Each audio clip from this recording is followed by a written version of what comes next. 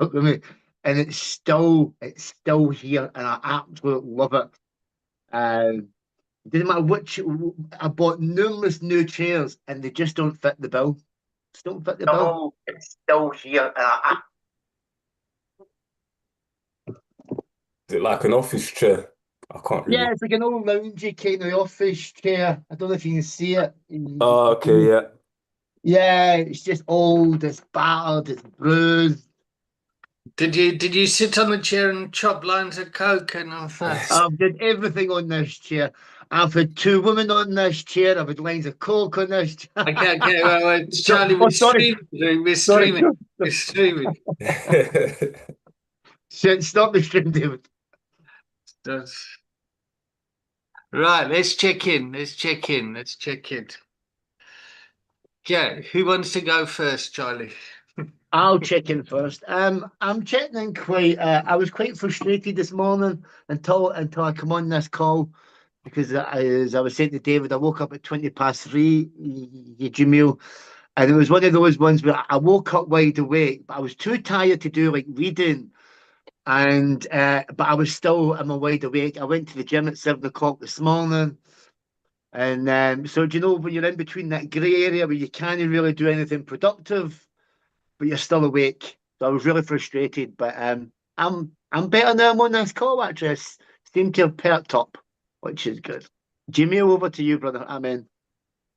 Thanks, Charlie. Yeah, I'm checking in, feeling good, really, actually. I did something that I don't usually do on a Tuesday, and that's go to the gym before before this session. So been gym, just had something to eat, and I've got a coffee, and I feel good.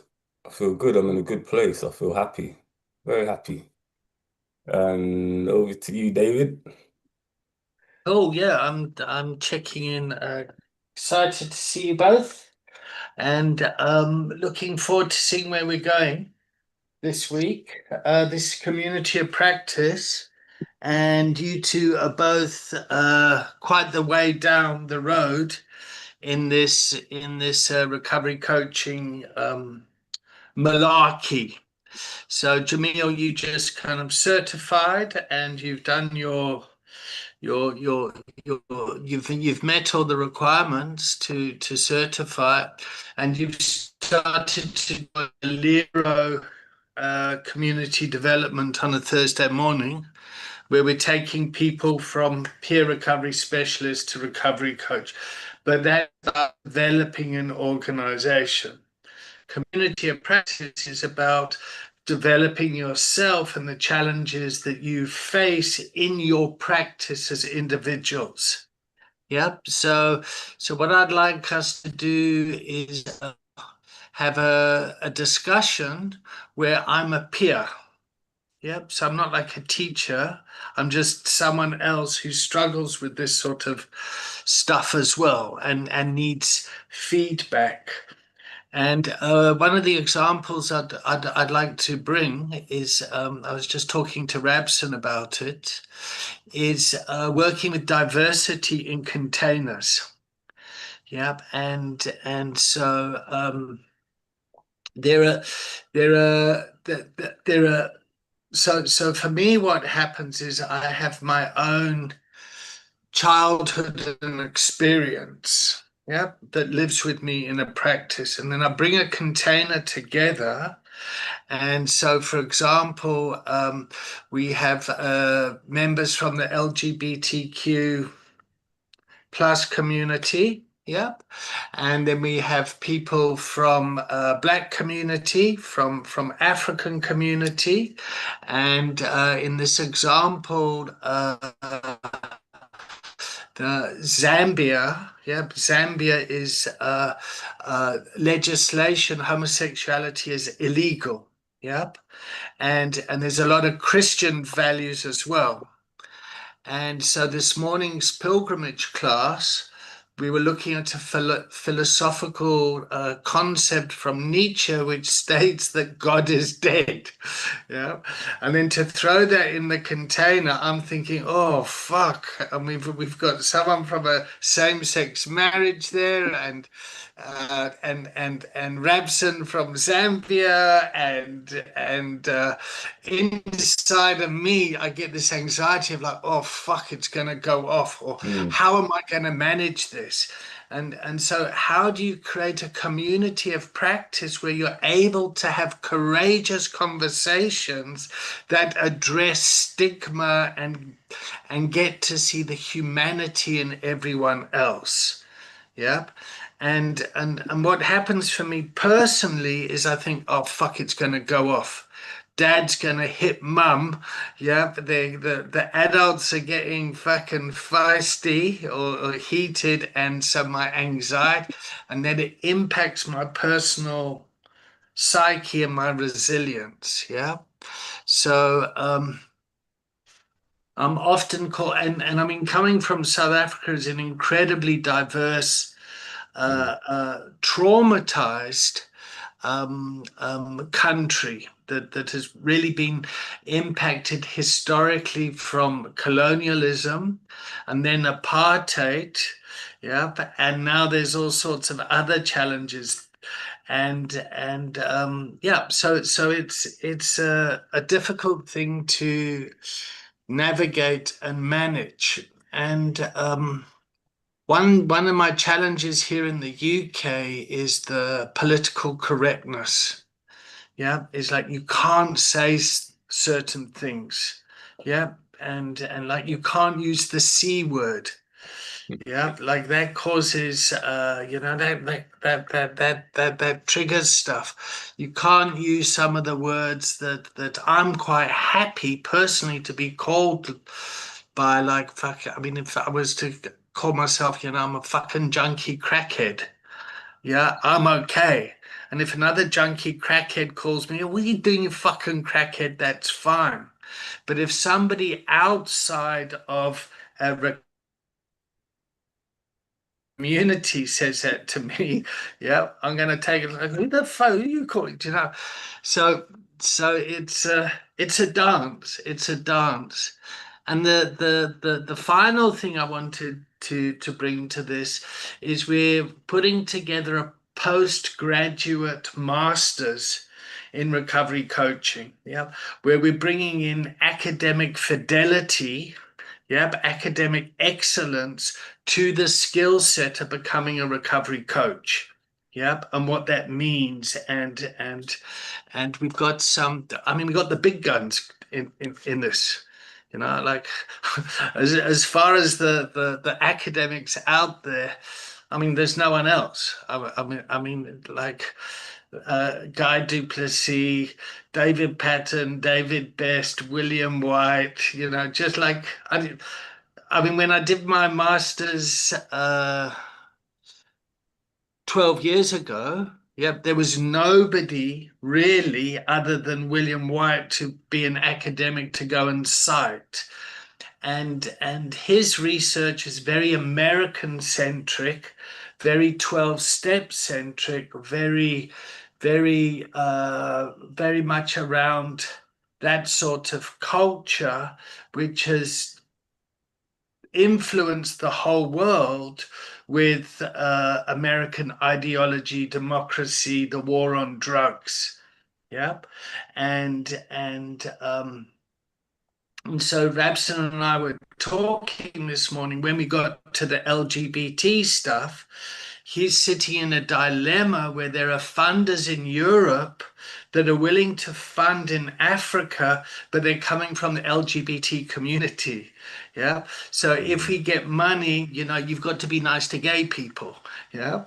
Which is, or if you're getting money from the Americans, well, you got to put American values going forward. Yeah. Or if you take money from Russia, is Mother Russia. Comrades, and then it becomes fucking tricky. So other people's agendas come in. So my final thing to think about, yeah, is you've got your practice and you're being paid to see people, yep, by a family member or the council or a charity. Somebody is funding the person that you're there to help. And then you get that ethical kind of tension that happens. Oh, the container is open.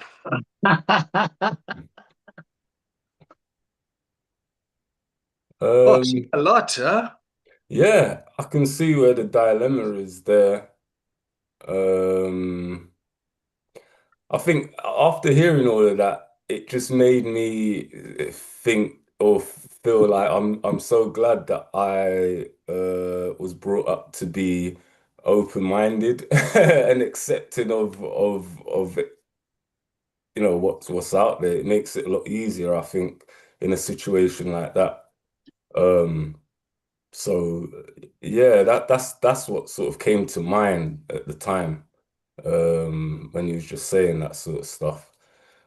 Um, yeah, that's a tough one. That's a tough one. If I am brutally honest, I have still got very judgmental values inside me that I dance with. Being from a very closed community, being brought up very religious to one side, and being brought up with very them and us. You know, that was the box I am lived in. Um, and um, I come from a very Christian background as well. Um, and I only seen what I saw, and I believed my beliefs because that was the beliefs that I kind of grew up with. There wasn't any other beliefs outside mine. And if you didn't believe what you believed, then I didn't understand why you didn't believe what I believed. And Mm. that's not because of my ignorance. That was just the way that I was brought up in the box that I was brought up in. And it wasn't actually, David knows a story, and I've told this story. It wasn't until when I sat in a space like this last year, minding my room with a guy called Jits, where it dawned on me halfway through a space, you're like this. I'm like, where a penny just dropped, and you just have one of those moments. You're like, shit, fuck, and it was literally like, oh my god, really? Is that the way I've been thinking? And I've told this. That really had a massive. Charlie, it was more than Yeah, a penny dropping. It was more yeah, like well, it was more. Big Ben It falling was like over. no, it was like someone came and sliced me in two. Like someone came and sliced my beliefs in two and opened me up. That's what it was like, And I remember speaking to David afterward. I was like, "Fuck!" I think I may have been racist my whole life. I'm unsure, but that's what could have been, But not in a kind of racist that that. Yeah, I was. Yeah, I was. Yeah, but it was a very kind of Protestant Catholic. We belong here, you belong there. This is our country. You don't belong in this one country. It was very much those values. Uh, so, um, so yeah, I must admit, I still harbour them. That was a lifetime that I had of them. So for me to say that they've just dissipated would be lies, would be complete lies. I still have them, but I dance with them. I am aware of them. I see them. I see them every day. And, I can easily sit man somewhere in a space and I've judged the person because of the colour of their skin, because of the way they've talked, because of their sexuality. I can still go there at the drop of a hat. But the thing is, today I can see it. And there you are, there again, there you are. And so, and I'm much better and I'm much aware of what I can see now. Um, So for that, um, I think that's a good thing, actually. I think that's a good thing that I can see it.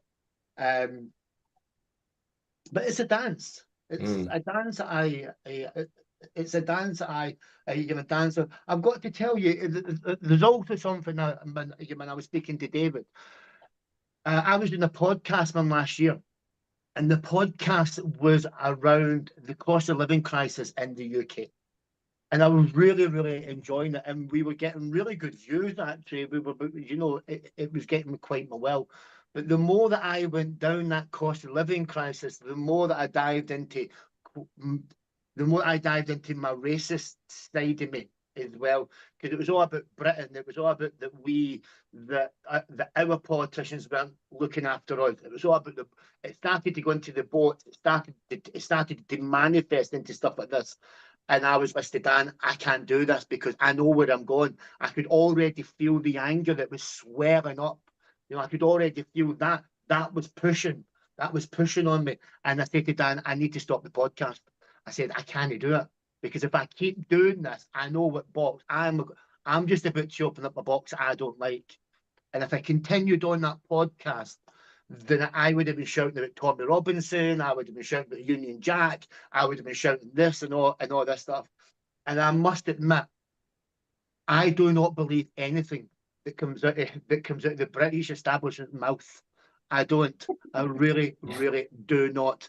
The more that I have dived into the British culture and the British hierarchy system, the more that I see that we are the bad guys, and I'm not talking us in here, the more that I see that the British dominance over the world has been for hundreds and hundreds of years.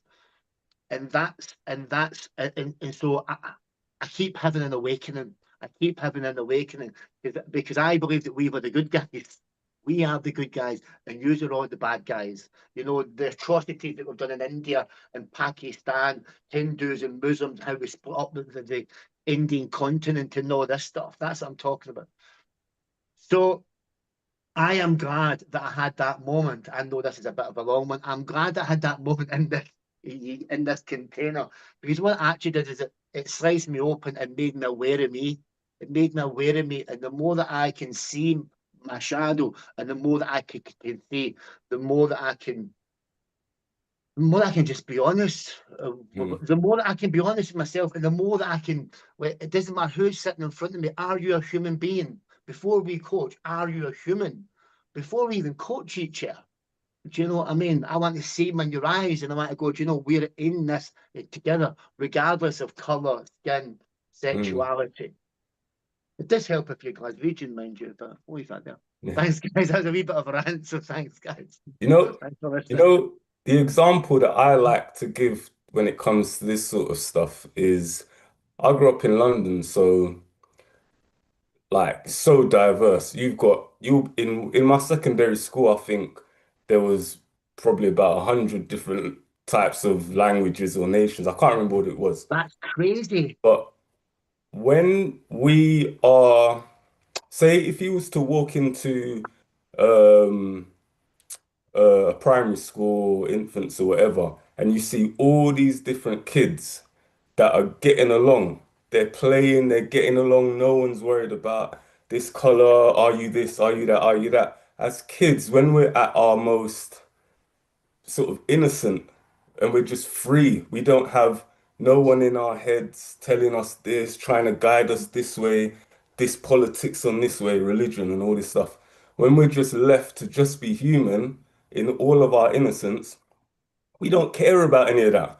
I'm playing with as a Jamaican kid, I'm playing with the Scottish kid, the Indian kid, and so on and so, everybody's just playing. No one's seeing anything. At some point, at some point, as we get older, that's when the noise from the outside comes in. The poisonous noise comes in and corrupts us into the society, whatever the society's molded us into, and that's when the bad comes out.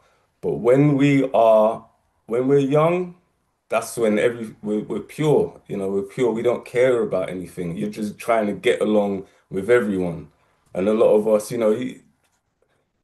I don't know, but you hated to see other kids get bullied and stuff like that, and you'll stick up for the other, the kid that's getting bullied and that sort of stuff. And then as you get older, you start to take on sort of like start hanging around with that person. Oh, they're popular and they're bullying that kid. Oh, I'm gonna join in. They look funny, so I'm gonna all that stuff. Whereas when you're really young, that stuff just doesn't happen. So so yeah, I always use that example. Like, remember when we were if you did grow up in a diverse community where there was so much different nationalities, remember how everyone just got on. You know what I'm saying? So yeah, that's the example that I like to use. I, I think that's a great point. I think that's an absolutely great point about environment. I really, really, really do. When I was growing up, it was just white. It was just white kids. We had no ethnic origins. We had nothing like that. Even like in Hartlepool here or in the northeast, it's predominantly white. It is predominantly human white. We do have asylum seekers over here, man, human stuff. But predominantly 95%, I would say, is predominantly white. We don't have diversity. Well, we do, but it's not like London. It's not like Birmingham. It's not like down south. It is Mm. predominantly white in here.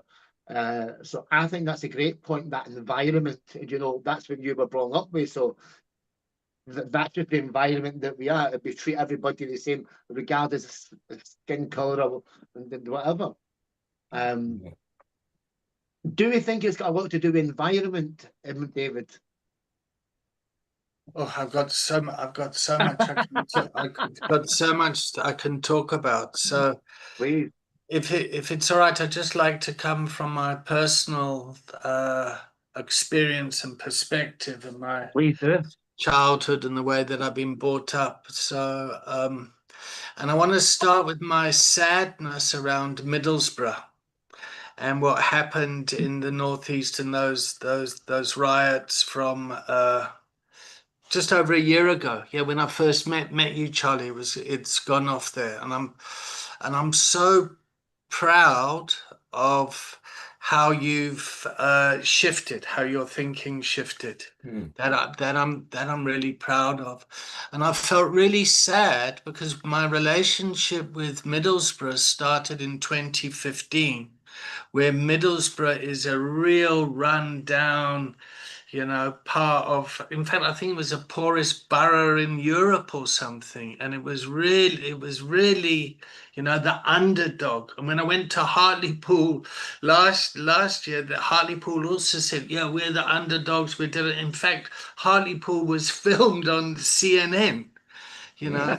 as this stuff. So I feel really sad and disappointed because it was so inclusive and it was so that the kind of London spirit that Jamil was talking about was just naturally living there in the way everyone was talking was so inclusive. And when I was there with Tia's Black, Jamil, with my girlfriend, and when I was there during the World Cup in Russia, the Soccer World Cup, England were playing, I don't know who they were playing, but they had a screen and all the fucking, yeah, Middlesbroughans, whatever it's called. Everyone was fucking in town getting pissed and fucking. And me and Tia were in the hotel room and we went outside and then Tia said to me, "Do you think we're going to be okay?"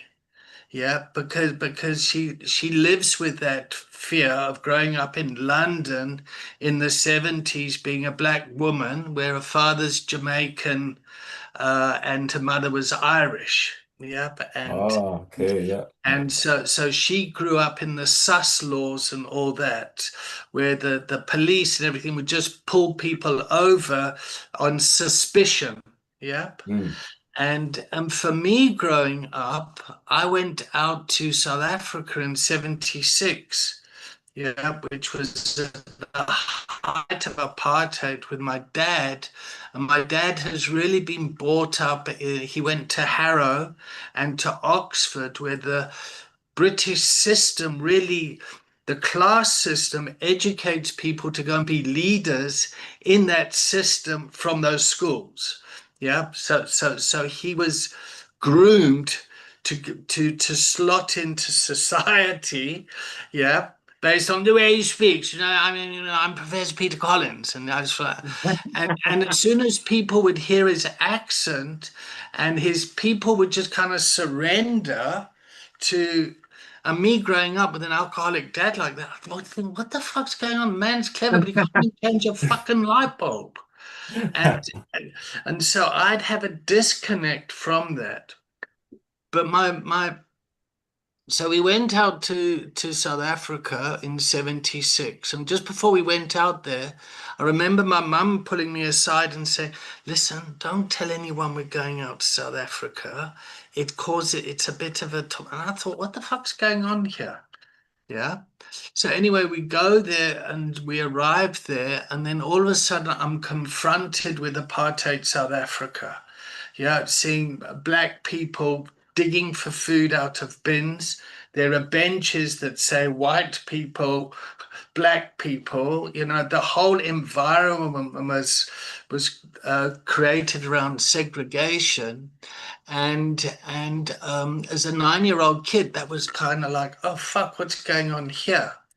So growing up in my innocence, yep, and then suddenly becoming aware of my racial privilege, yep, and that had a whole lot of impact. But the British in the Boer Wars, they started the concentration camps.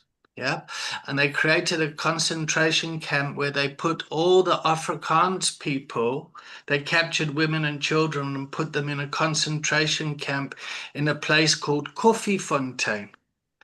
Now, Koffiefontein is in the middle of the Free State. There's a diamond mine there. But my stepmother's family had farms there. Yeah. So my father got divorced. He met this woman. Yeah. But I actually met her because I was in the Boy Scouts and I was doing Bob a job, and I knocked on her door and I met this woman, and then I introduced her to my father, and she thought, oh, shame, this poor man, he's got these two, he's divorced, he's got these two kids, me and my sister, like that pulled at her heartstrings. And her and my dad fell in love, but to the family, it's like a Jewish daughter, the rabbi's daughter, marrying a Nazi officer. Yeah. So my father announced at the Christmas dinner table in Koffiefontein, oh, hello, yes, I'm going to, me and Sherry are going to get married.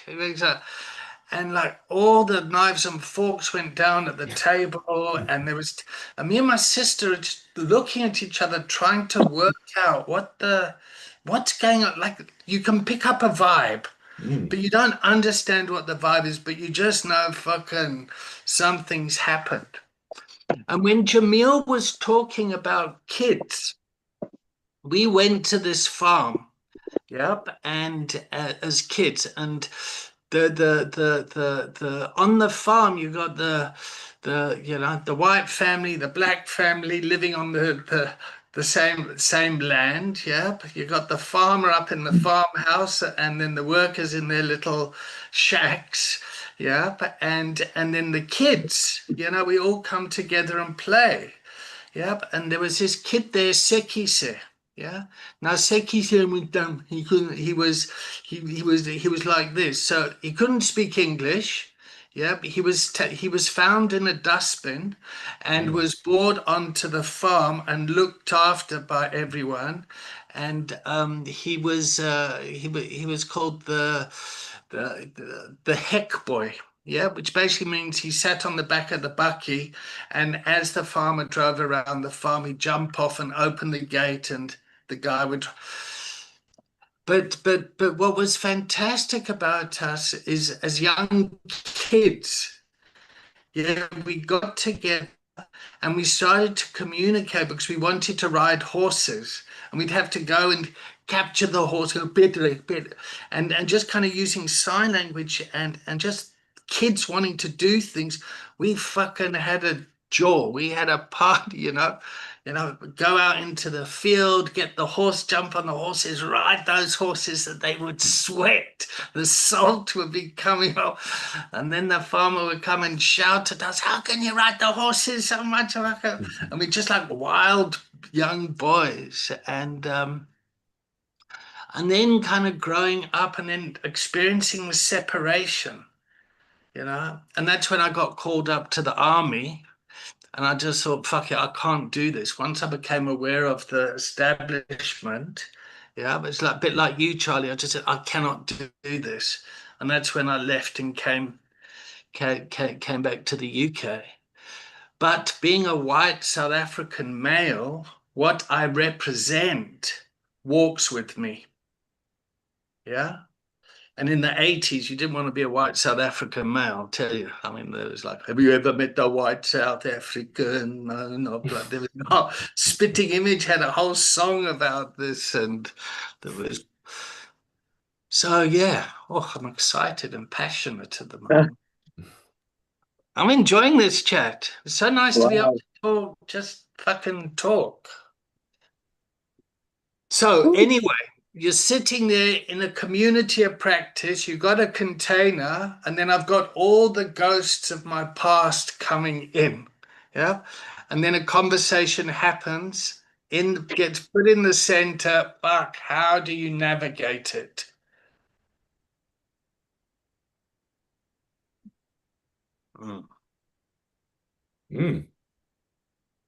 So I'm going to leave you two to chat for a second. I'm going to go and get my laundry. We're going to get his laundry. What a fascinating conversation. What do you think? Yeah,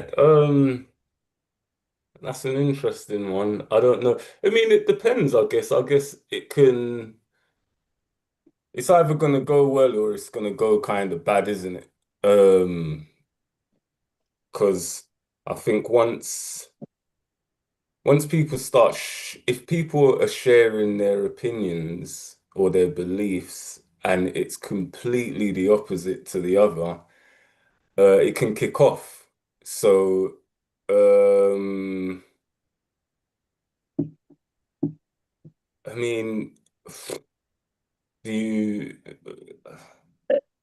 I don't know. I really don't know. It's a case of how do you keep. I think for me, like, as long as I watch my own space and I'm respectful to the container and respectful to each other, let it kick off. It's just like, if that's what needs be, then that's what needs be. They're adults. Everybody who's in the space is here, but when we go in the space for the same reason, we're all here for the same kind of reason. Then we've all got our opinions and beliefs and whatever else. And and I think as long as if I was holding the space, as long as I am doing my job, being aware of the container, and being respectful and mindful, and just me keeping an eye on stuff that. Yeah, you just need to roll the dice. You just need to roll the dice and see how it plays. Because I think that's the only way to learn is by rolling that dice. I mean, because if we sit in comfortable containers all the time, we just don't learn. I mean, I've only sat in one uncomfortable container, and I've told you the story. Yeah. I was just thinking a of month that ago. actually. Yeah. And that was my first. I held space quite a few times, but nothing like that. It was nothing even close to that. And I tell you, I was exhausted. So the little experience that I have, I built the framework. Brought the agenda. I let the agenda happen, and we just see what happens. And was it difficult? Aye, it was fucking dead difficult, but as long as I knew that I built the framework and I sat back and you did what I had to do, then I was all right, man, with it. But I learned more from that little bit of experience than all the containers. Yeah, I can imagine. Do you know what I mean? Yeah, yeah, I can imagine. Yeah. I guess as long as it doesn't, you can, I suppose you can kind of let it flow as long as it doesn't get abusive, Uh-huh. violent, or if someone directly you effing this blah, blah, blah, then I guess you probably have, wait, hold on, stop. You know that you're Yeah. going too far now. I Uh, think the problem is that probably comes from us. Yeah. You know, like that little experience I had, I was the one triggered. It's like, Yeah. you know, uh, Yeah, as long as yeah, I think as long as it doesn't go overboard. But I think like the example that you used of the volatile container that you was in, because I think you said that you kind of sat back, you let the container be what it is, and then afterwards you made sure that you circled back around to yeah, the individual, made sure that he was all, he was all right, everything was all right, said that, well done for, being courageous to put yeah. you out there because it is quite a courageous thing to do that in a group. Um, so you handled that well, really. I mean, no one didn't get hurt. So, as long as no one doesn't get hurt, then um, but yeah, that one You've got with to be careful of those sometimes. Is yeah. sometimes in a group, if you say to someone, "Are you okay? You sure you didn't get hurt?" Mm, Sometimes people just say, "Oh yeah, I better say I didn't get hurt," but actually they've been so. There's a dance at times, sometimes where you need to just kind of not go there Yeah, mm, because the person might yeah. like hasn't got the voice to say, or they're kind of so used to being in that role. Mm, and I think a good thing, and David as well, is using the silence, using that pause, using the silence, and that's something that I've just been learning since you come into these spaces, is actually learning the silence. You know, I mean, use that. I mean, use that in silence and sit in that in silence. Um, because previously, you I know, just took out I my had big red underpants to hang up. usually uh, when I had to fill all the space I had to fill that uncomfortable in silence. But now, like, you know, I like that I can use that now. Let's just sit here and just see what comes from this in silence. yeah, yeah. Mm. As well, if it gets bad like that, like David said about sometimes people will say, yeah, I'm all right, but really they're Yeah, fired up inside. Is it worth just after the checkout saying, can you just stay on with me afterwards so that we can have a little chat? Just to do a separate check-in, an individual sort of check-in with them once everyone's left to make sure that they're all right. And how would you language that, Jamil? How would I language that? Um, well, if I was speaking to the, if we're finishing the checkout, I would just probably say, um, would it be all right if I speak, if we have an individual checkout afterwards, just um, to make sure that you're okay? So I'm just a lit. I was gonna say concerned, but not concerned, but I feel that I need to make sure that you are leaving the container in the right frame of mind and you're not so leaving. what I would do is I would own my uncomfortableness. So Okay. so I don't want to say my way is right or wrong, but what I would say is like, fuck, Jamil, I feel really uncomfortable about the topic that was brought up. I have a lot of concern about, you and your psyche. I care Mm, about you. I want to check that you're okay. because I'm not okay. I'm feeling uncomfortable. I'm feeling whatever. Does that make sense? Yeah, yeah, yeah. You feel the difference? Yeah, yeah. Oh, that's like the and I was just looking at this the other day. I'm okay, Reverse you're psychology. okay. I'm okay, you're not okay. You're not okay, I'm not okay. There we go. I'm Yeah. you're okay, I'm not okay thing. And then how do you how do you basically like you're saying right make it right, or not fix it, but anyway, yeah. I see what you're doing there. Yeah. No I think wonder. that I'm so glad that you've said that, you and David. If I'm honest, my way, because you actually do that quite often, you and David, in a container where you will take responsibility. Like, I don't feel okay, Mm. and when Jamil was saying that, I was actually thinking, how do you get that across by not singling someone out? You don't want to say when someone, oh, can you stay behind so they can have a chat? Almost singling the person out. That's what I was thinking. Yeah, So Charlie, do you mind just staying behind? I want to talk to you about the racist Scotsman inside yeah, you. do you know what I mean? Because then you almost go into that fucking fight or flight mode, don't you?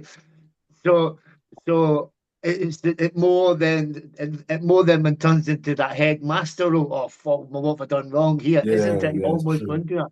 So I was so glad that you said that there, man, David, because then it gets into your agenda. I don't feel okay. Can we chat? I love that. Mm, I love that. yeah, yeah, that's true. That's true. And we trigger the system, huh? It's it's brave work, a lot of this stuff. Mm. Thank God I've been naive. Because if I knew a lot of the stuff I know now, I would never have I would never have, like, I've been so unconsciously incompetent. The fuck, if I was conscious about it, I would never have done the things that I've done. Mm. I see it a lot. People come to rehab and then they're in rehab for 3 weeks and then they go, right, I can do this. I'm going to build a rehab. I'm going to leave and I'm going to go. And they go off and they fucking cause mayhem. So I'm just hanging out my undies. So I'll just switch the video off. It was fine when I was hanging up the socks, but when we got to the underpants, it was like I could hear my mum saying, "Don't hang out your dirty washing in front of everyone." And I'm going, "But it's clean now, Mum. I want people to know I can do my own laundry." It's like on the leadership call I was having now with Reps, and he put on his video and he's doing his ironing. We're Yeah, talking about leadership, and I was proud of that. I love it. Love it. Very organic. So I'm interested. So David, how did that container play out then? Was everything fine and everyone got on? Which container? With or has it happened yet? The one with Rabson and same-sex marriage. Oh yeah, yeah, yeah. We're working it out. I mean, we had a talk about. I mean, Rabson's great. Yeah, yeah, yeah. I mean, I mean, he's navigating me around this, and we've also got to be aware of when people do fund. Yeah, what's their agenda? Yeah, and so Yeah. I don't want to be accountable to anyone.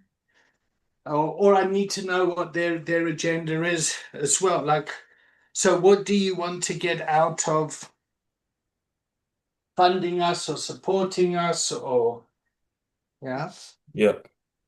there's no such thing as a free lunch, you know. No, no. I guess it's like with the charities as well. When we're looking for funders or funders want to fund us, give us the funding, we're both making sure that the our morals and ethics align. If they don't align, then no thanks, we don't want your money, or they'll say no thanks, we don't want to give you money. So I see how that works as well with this. And also people try and measure shit. Yeah. So for example, where you have these I see it here in Wandsworth. You know, whenever they're filling out forms and people come to the group, yeah, the people of color, yeah. So nobody ever comes up to me and says, yeah, what race are you? What do you identify as? But other people that don't look like me, yeah, they're often taken aside and say, yeah, do you mind? We need to tick this box and we need to make sure that we're being seen as included. Like, fuck, guys. Oh, fuck. Yeah. I don't like all that stuff. No, I know. I I know. I was on a phone call the other day and I can't remember what it was, but what do you identify as? So I said, what? What do you mean, what do I identify as? What's this got to do with anything? I identified an apple. Yeah, I identify as an apple, a frog, whatever floats your boat, man. But what do you think the motive is behind that? Mm, um, what they tell us or the shadowy motive? Yeah. Well, what's the purpose of it? What's the shadowy shit? I'm not too sure what the dark side of it is. I know they tell us it's just to, like you said, to show that we're uh, Well, I think the intention is to mm, put systemic pressure to support diversity and inclusion. yeah, Yep. And then it supports management who are responsible to kind of say, yes, we're diverse. But what management don't understand is it becomes counterproductive because the system that was put in place was put together by a bunch of heterosexual, normative white blokes. Generally, I mean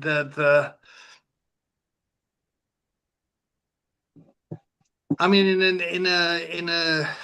in a African culture, I mean that's just not going to happen. In a Japanese culture, yeah, yeah.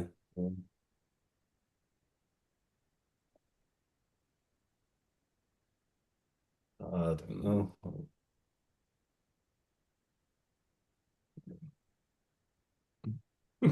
I mean this is what that conversation was with Jitterbelt. Yes, it was. Yes, it was. That really woke Charlie up. Yep. Yeah, it was. Jit really Absolutely. shared his heart about how uninclusive the service was that's trying to be inclusive. Yes, that's right. So we're BAME friendly. I mean, there's even an acronym for what's it? Black, Asian, is it migrant, immigrant, Muslim, immigrant? I don't even know what fucking BAME stands for. I don't. I That's just know it fucking triggers people when I mention it.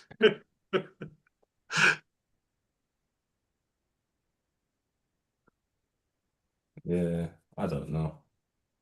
There was another lad who used to come on who was having the exact same problems. Who would come on and rant. What was his name? Even David. He was an Asian man who'd been about 20 years in the game just before Jet. Oh, Sohan. Sohan, yes, Yeah, Sohan. yeah. Well, let's not use the word rant, yeah, because that has Yeah, but really advocate and really be the voice of, and there's another example of like someone who's had to be kind of very vocal and active and he was, he was be, very frustrated, wasn't he? He was very frustrated. yeah, very front. And actually once you actually stop and listen, the depth and the compassion and the humanity that is there is incredibly humbling. Mm. Yep. And my upbringing, yep, and I hate fucking owning this, but the way that I've been molded is to be scared of angry black men. That's just like fuck, and the more I explore, all I find is deep compassion and humility, and I go to men's group on a Thursday, and one of the men there is black, and we were standing out, waiting outside for the doors, and where we were standing is there was a little old lady outside the door too. So this guy pulls up on his bicycle, waiting to get in, and he's a big black guy, and I open the door and I let him in, and he's going, "Oh fuck!" Like, the whole thing. She thinks she's going to be mugged, or he thinks that she thinks that he's going to mug her. He's taken on this thing of like, "Oh my god, I don't want it. I'm just trying to get in there." It's like, "Oh, for fuck's sakes, we haven't even opened the door yet." And then there's this whole conversation that's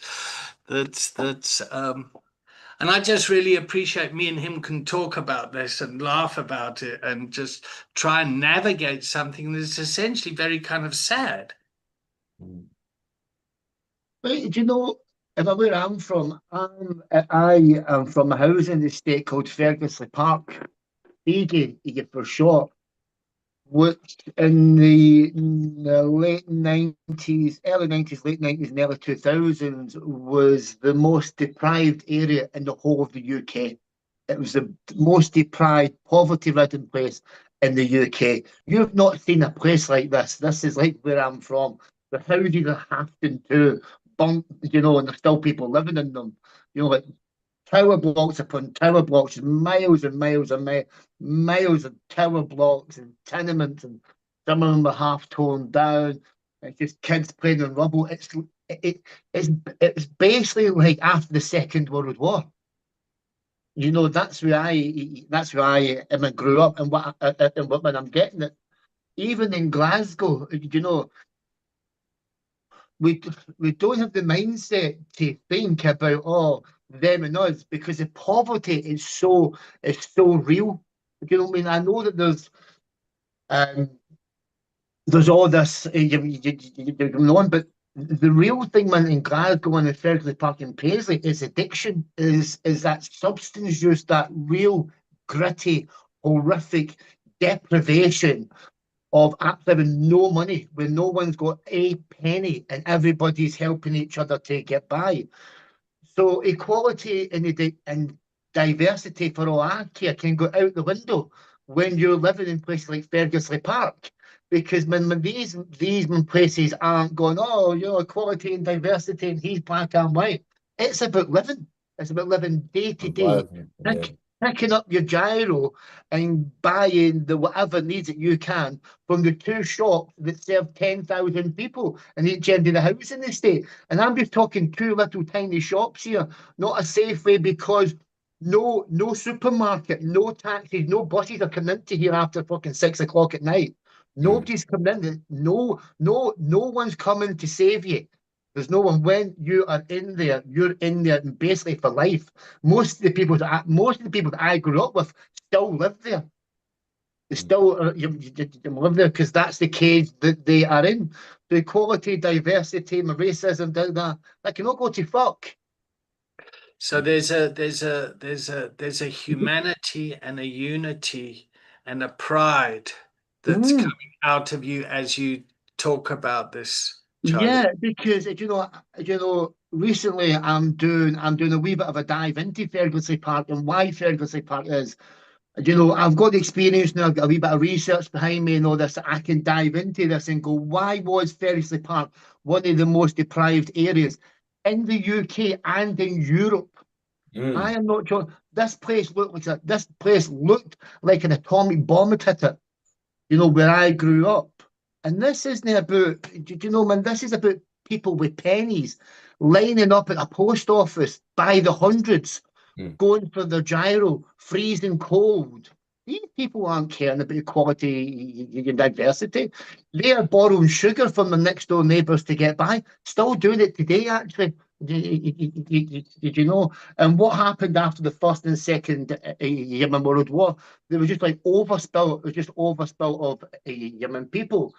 So the council bought these big swathes of land, and so Paisley Town was too many people. So they built these three big housing estates, Foxbar, Glenburn, and Ferrisley Park, 10 to 20,000 people, no infrastructure, no shops, no jobs, none of this. Ploughed them in there and then said, right, you get on. So there's there's one road in and there's one road out. And do you know what I mean? And you wouldn't even put asylum seekers in these places. The asylum seekers, you're not putting asylum seekers in these places because they would be killed. These places would get killed. Do you know what I mean? So I know I'm ranting here, but this is still like your Glasgow and Paisley in the west of Scotland. It's only maybe, man, if you go and get a job out of these places in a kind of 30,000-40,000 pound job that you may be dealing with equality and diversity. But I can assure you, man, in these places that I come from, they don't give a shit about equality and diversity. They don't have buses after 6 o'clock at night. You know what I mean? It's like facts. No, I went on there, sorry. Survival. Yeah, proper survival. That's it. Life is when it's I remember with heroin, I was told, because I was a drug dealer back in the early days, and I was in with these bigger lads, and I was dealing speed, £5 wraps of speed. And I took speed and I thought, oh, I can double my money. Instead of me buying a fiver bag, I can buy a half ounce, and I can make a few £100. And that's where I learned my trade. So I was in with these big lads, me and my three pals. We were only 15 and 16 at the time. And got all this money, all this speed. And we were told in the 90s, this place is going to change because heroin's coming in. We didn't know what heroin was. We didn't call it. Heroin's coming in and this place is going to change. And I thought, you can't change this place. And within a couple of years, the place was it was even worse. It was like a cancer that stoked into it. It just stoked into this already deprived area and made it even more. So just pause there for a second, Charlie. Heroin coming in. This place is going to change. Yep. Who are the people that know this stuff? How is this?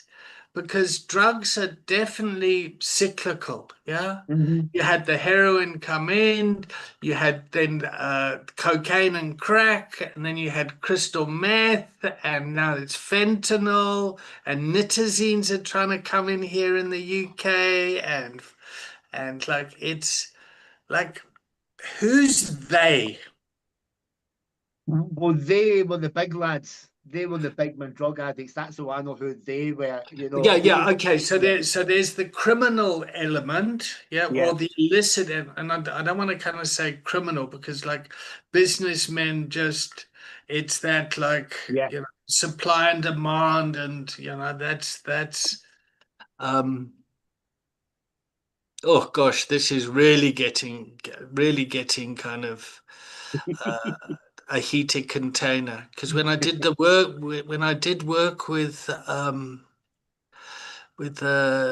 Durham Police and Crime Commission, their community peer mentors, and I went in there with all my stuff. You want to talk about being triggered, and then I'm working with the old Bill. Yep. I suddenly realized I just had so much compassion come up for me. Like these fucking poor blokes are just trying to do good, trying to keep the peace, and they've got to follow the rules. Yeah, they're kind of conditioned not to think. Just follow the process. Don't think. Don't and the projections and all I could see was like compassion and like, guys, we just want to do something because this is costing us a fucking fortune, and and it's a waste of our time as policemen, doing all this sort of stuff, and it's a drain on the NHS. Like, guys, can we do something? Yep. And if you look at the Durham, if you look at the results, I mean, Jim's got a presentation that's he's presented like the numbers have like gone from like 2.5 million like a saving, and they spent 7,000 quid or something on the intervention. Wow. So don't tell me this stuff doesn't work. Bringing people together just to talk and say, okay, what can we do around here? What needs to be done around here? I'm looking for an adventure, Charlie. I want an adventure. I want to be a hero. I want to do good for my people. And that's the bottom up approach of this recovery coaching. Geez, my rosashi is on fire, guys. Yeah. Sometimes I get triggered by the language. I get triggered by the language. Well, but because what's so fucking frustrating is people don't understand the return on investment. Just spend a little bit on fucking developing people, Mm. on developing the people that don't normally fit the box. The kids on the playground that want to carry on playing, and then you came in with all that sort of stuff, those ones that were kind of difficult and at the back of the class and being disruptive, those ones. Let's just spend a little bit of money training them Mm. because they will control the playground. Yeah. Yeah. Yeah. They will bring peace to the playground. Yeah. It's true. It's a good point. It's a good That's a point. good one there. Yeah. Yes, but they haven't got the right piece of paper. Yes, Dad, but you can't change a fucking light bulb.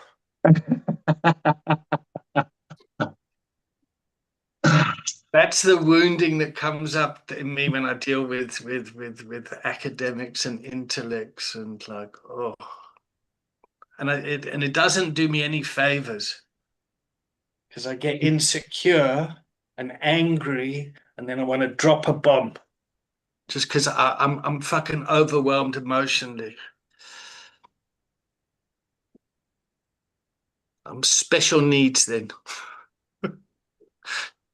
You were the kid we did an intervention on.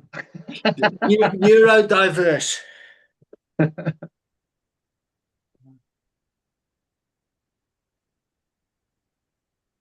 Okay, do you want to take a 2-minute break? Should we just keep going? Should we break early? Why don't we just why don't we just go till 11:30? Yeah, that's me. If that's Yeah. okay with you. Does that work for you, Jamil? Yeah, that's me. All right. So we got about 25 minutes left. The the the journey of a container. Yep. Is you come together, you check in, what's the agenda, why are we here? So you come in with that kind of lover energy. Then you bring in the warrior energy, the boundaries and everything for the safety. Yep. Then the magician stuff kind of happens like, fuck, I don't know where this is going to go today. Let's see what emerges out of it. And then we move to the sovereign, the king, or the queen, the blessing side. And so and as we kind of move there, what are we learning today? What's emerging? What's our takeaways? What are we going to take back to our communities of practice? And the theme has been, I guess, kind of diversity and inclusion and not being a dickhead. Yeah. I'm learning about the stories. It's the stories that really You know, it's the stories that intrigued me when Jamil was. I mean, you were telling his story about the playground and the 100 different. That was lovely, eh? I just and I loved That was that. I a loved that. lovely. I did. I did. I loved that inclusion. I loved the environment. Actually, and actually, fact, when he was speaking, I had this visualization. You know, I was kind of visualizing it all, and just that environment. You know, that unconditional love that kids have. You know, when they're playing skipping ropes and marbles and not a care in the world, regardless of skin color or whatever. There's no agenda there. And so I loved that story when Jamil was saying that. And I also loved the story, David, that you were telling on the horses and stuff like that. And the chap who was dumb or whatever it was that he was saying. And so, I love the stories. That's the part that I love. And way that everybody's got their story in the container. And I think it's really important to hear the stories, to hear that person speak, to let them speak their story so that you can kind of get a better human feel for them and kind of know where they're at. That's what I've took away from this. And I've also you take away that I love to rant. I love to rant. It's so true what you say, Charlie, because in the restitution talks, it's sharing and listening to the stories. And there's a guy I did a lot of work with through lockdown, Jeff Brown, and he was in the opposition army to the South African Defence Force during, and in the reconciliation time, I mean, like, okay, guys, we've got to come together, we've got to put down our weapons and stuff. He spoke about two guys that were two guys from SANDF who were, and the profile is kind of white, conservative, Christian, you know, and they shot two so-called terrorists, yeah, and when they went over and searched the bodies, yeah, they found a Bible in this terrorist's uh, possession, and in the Bible there was the same passages were highlighted. Oh, it makes me want to cry when I bring this story. Yeah, that the same Bible passages were highlighted as this special service soldier, and they were both men fighting for things that they believed in, and out they both believed in the same thing. And Wow. I find that I found that to be a very healing story at the time. Mm, Well, And fuck, we need those stories in our world. mm. goodness. Yeah, Good point, Charlie. Good point. yeah. I think I'll echo really the exact same thing that Charlie said about the stories and and so it's opened my eyes as well today where Charlie was talking about it.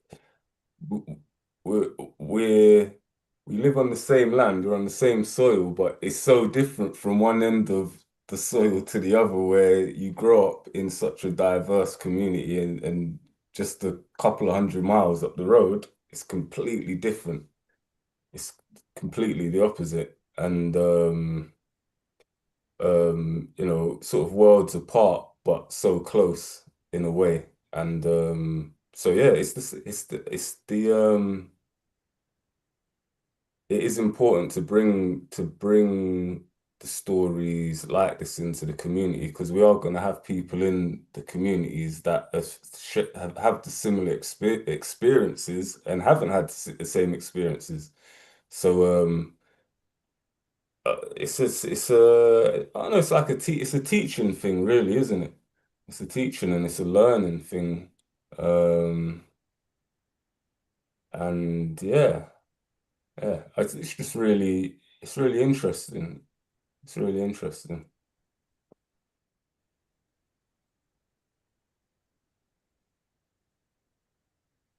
now I'm going into an even more tender space for me personally, is how fathers teach their boys through story. And if I think about my dad and the stories he would tell me at time, it makes me miss him. Yeah.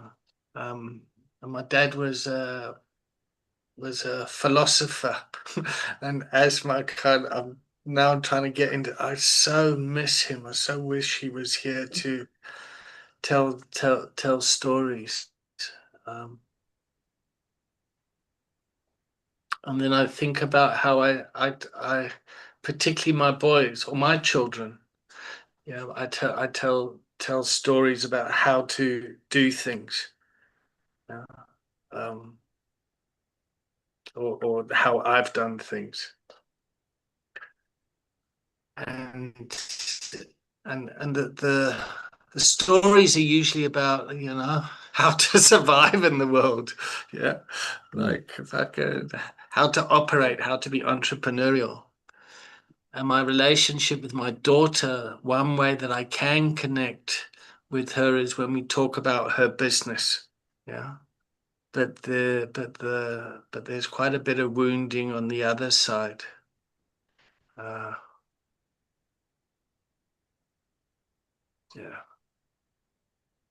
Ugh, I feel quite tender now.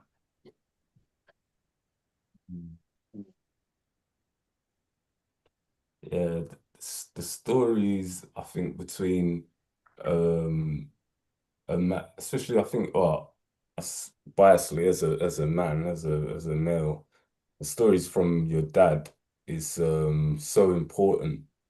It's so important. When my dad speaks about his dad, the stuff that his dad used to tell him, and so he tells me his dad's stories while he's telling me his stories, and I tell my son the stories that my dad's told me and stories about myself, and so much of it um is is correct, I think. Everything that my dad told me from when I was a little boy till now, so much of it is spot on. Spot on. You feel like that's the one person that truly has your best interest at heart, really. I think when I think about it. Yeah, sorry, David. When you just said that there, just No, don't say sorry. It's fucking beautiful. made me think about It's wonderful. stories passed down from generation to generation, the men in the family. And thinking about that as well, and diversity, some of those stories need to be crushed as well. Mm. Yeah. So for an example, like black men are dangerous. I gotta call fucking bullshit to that sort of story. Don't trust those people. That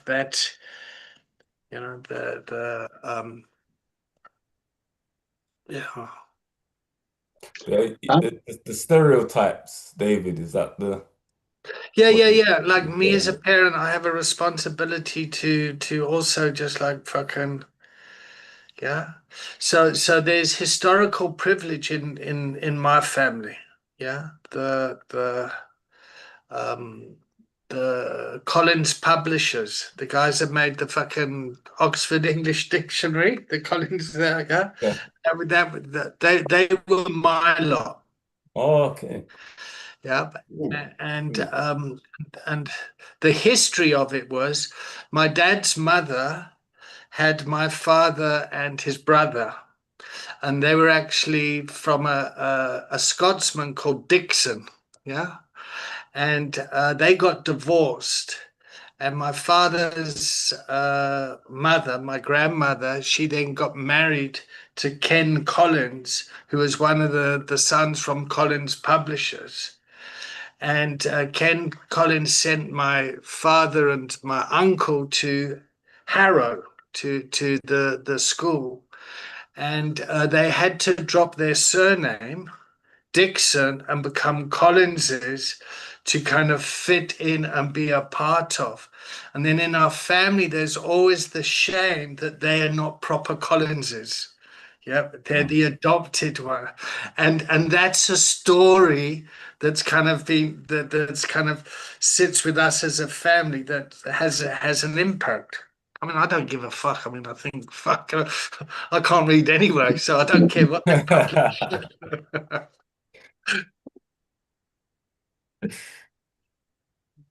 I hope I don't talk too much and take over. Far too much, far too much. For me, it's a bit opposite because I never had those stories when growing up. So I brought myself up from the age of 11. So I don't have those in my stories. So when you two were talking, it was quite kind of, I feel as if I missed something. That's what the feeling was. And in actual fact, I felt that my whole in my life. I would look in my friends' parents, or I would look at parents as I was growing up, and I would long for that. I would long for that love, absolute longing for it. And I would always say to my friends at the time, I was like, "Oh, I mean, you've got really nice parents." They'd be like, "Yeah, yeah, yeah," and they just take it for granted. Yeah. And I'd be longing for a mother. I'd be longing for a father. Mostly longing for a father to take me by the hand and would tell me these stories and stuff like that. But that just wasn't my story. Um, and I think I made amends with that actually when I went to see my dad 20 years ago. When I went to see him a few months back, I made amends there. With him, but I didn't connect with him. I didn't connect. I'm When I cuddled him and I connected, and to me that was the end of it. That was me going, "I see you, Dad." But I never felt as if I needed him in my life. I don't know what that was. It just felt. And I think this is why when I went to Africa, this is why I'm almost certain why I went to Africa and I did the Mankind Imam project. Because even though I didn't know what it was, I knew it was a man's initiation into whatever it was. And I finally saw that there. I finally felt initiated into manhood. I finally felt part of. I finally felt part of my own story, almost when going to the African soil and doing what we did in the Mankind Imam project. It kind of gave me that. I was like, there was almost like a relief. Thank you guys. I've been waiting for this moment, and there was loads and loads of different the moments. But towards the end, it get more and more. I get more and more tender towards at the end, especially the Saturday night, then get into the Sunday morning and whatever. I could cry now, actually. First time I really spoke about it. And I thought, thank you. That's basically what I've been waiting for my whole life. Basically what I've been waiting for. It's basically what I've been looking sideways into other families and going, I long for that. And I'm almost certain now, this is probably me talking about it now, actually. I'm almost certain that's what the Mankind in Africa, that's what I was going for. That's what I was longing for. And yeah, I was, yeah, just dawned on me there. Just dawned on me when I was speaking there. Yeah, I felt, I felt part of, I felt part of being this man now, that thing that I'd missed. I felt, thank you guys. Thank you. Thank you. Thank you to the Brotherhood. And there was just a part of it I just thought, just my heart was like, being initiated into whatever this is, into this manhood, just kind of like, it kind of broke my heart, but in a really good way, and kind of gave me that and gave me that. I don't think ownership is the word, but it gave me that longing. Gave me that longing. So, Charlie, you were loved fiercely by the men that you were taught to hate. Very much so. Yes, very, very much so. Yeah. Blacks and gays. Blacks, gays, and Jews. Yeah. Blacks, gays, and Jews. That's what it was. And Muslims. Brilliant. Yay. It's so humbling, huh? Oh. So, yeah, it really is. And to be fiercely loved like that. So, yeah, like my deep seated thing is a father wound.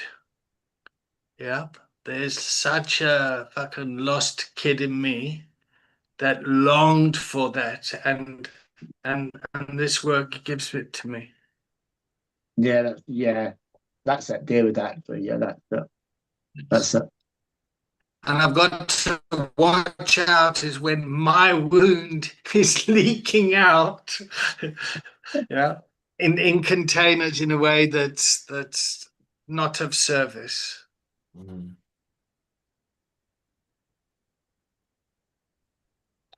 Okay, let's start the checkout. Oh, I enjoyed. So you guys all right that this was recorded? Yep. Yeah. Yeah, good. Okay. So I'm gonna hand this to Rian. Yeah. And say do your magic, Rian, if you can. Go like get this work out there. A lot of hungry men out there. I check out with a lot of gratitude for you both. It's really nice to sit with my peers here and share stories. Thank you. What's your takeaway, Jamil? I'm taking away, firstly, I feel amazing actually. It was a great conversation. Um, I'm taking I'm taking away a oh, I think I'm lost for words really today for the first time, I think. Well, you got a baby coming. Huh? You got a baby coming. I've got a baby coming. Yeah, I've got a lot to be. I've got a lot to be thankful for, and being in the community is something I'm very thankful for because I don't get to have these conversations much. So I'm taking away gratitude as well, and yeah, just thankful for what I have, thankful what I have. Charlie. Thanks, Jamil. I'm checking it. I love these intimate containers. I always felt heard and listened to, and I love a good rant. Good.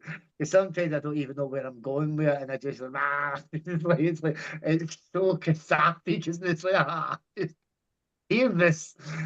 But I'm also really pleased, when this week we started officially the Wellness Resilience Programme last night. Garth, one of our facilitators and coaches, took that last night and did a fabulous job. So we've officially done that.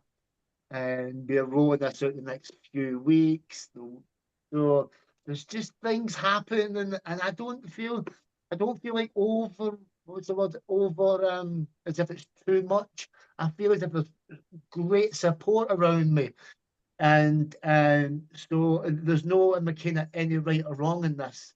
I feel so supported, and I felt so supported in this community as I came in actually, and I'm just so looking forward to the future with this community. So I'm checking out. It's been a lovely container. Thanks, guys. Oh, Nice. Oh, next. Oh, did you want to stop recording, David, just in case it doesn't? do you want me to stop recording? I don't mind. Oh, you can. Well, no, I was just going to say that on Thursday, I'm not going to make it Thursday. I'm going to be in Birmingham on Thursday, and next week I'm going to Spain. So you guys won't see me next week. Spain. So how dedicated are you, Jamil? Just I would like to Yeah, question your dedication. exactly. How